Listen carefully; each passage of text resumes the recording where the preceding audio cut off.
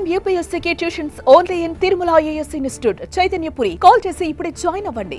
ప్రస్తుతం తెలుగు రాష్ట్రాల్లో ఎండలు దంచి కొడుతున్నాయి. మార్చిలోనే భానుడు భగభగా మండుతున్నాడు. అధిక ఉష్ణోగ్రతలతో ప్రజలు ఉక్కిరిబిక్కిరవుతున్నారు. ఈ సమయంలోనే వాతావరణం చల్లని కబుర్ను అందించింది. దంచి కొడుతున్న ఎండల మధ్య వర్ష సూచన చేసింది. ఏపీ, తెలంగాణలో 3 రోజుల వర్షాలు కురిసే ఛాన్స్ ఉందని తెలిపింది.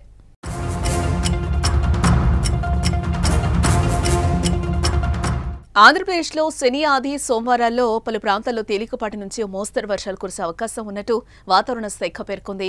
నేడు ఉత్తరాంధ్రలో చిరుజల్లులు కురిసే అవకాశం ఉండగా ఆదివారం, సోమవారం ఉత్తరాంధ్ర, రాయలసీమలో వర్షాలు పడే అవకాశాలున్నాయి. శనివారం రాష్ట్రంలో అక్కడక్కడ జల్లులు పడతాయి. ఇప్పటికే రాష్ట్రంలోని పలు ప్రాంతాల్లో వాతావరణంలో మార్పులు కనిపిస్తున్నాయి. ఎండలు తగ్గి మబ్బులు కమ్మేయటం కనిపిస్తోంది. వాతావరణ సూచన ప్రకారం గంటకు 40 నుంచి 50 కిలోమీటర్ల వేగంతో గాలులు వీచి పిడుగులు పడే అవకాశం ఉంటుంది.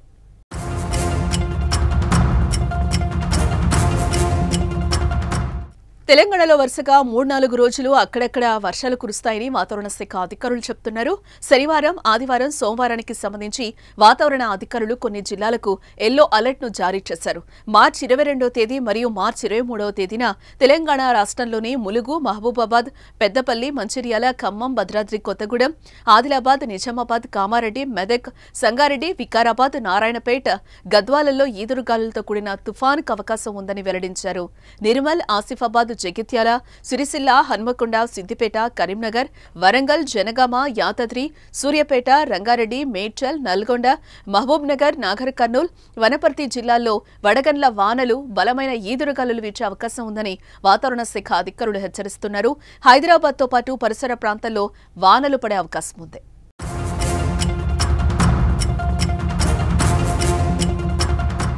ఎండల మధ్య వర్షాలు కురవడానికి చైనా వైపు వెళ్లే మేఘాలు మన వైపు రావడమే. ఇవి సాధారణంగా చైనా వైపు వెళ్లేవి, కానీ ఈసారి చైనా వైపు నుంచి ఉత్తర భారత్, అక్కడి నుంచి ఒడిశా, తెలంగాణ వైపుగా వస్తున్నాయి. వీటి ప్రభావంతో ఏపీలో కంటే తెలంగాణలో ఎక్కువ వర్షాలు పడే అవకాశం ఉంది.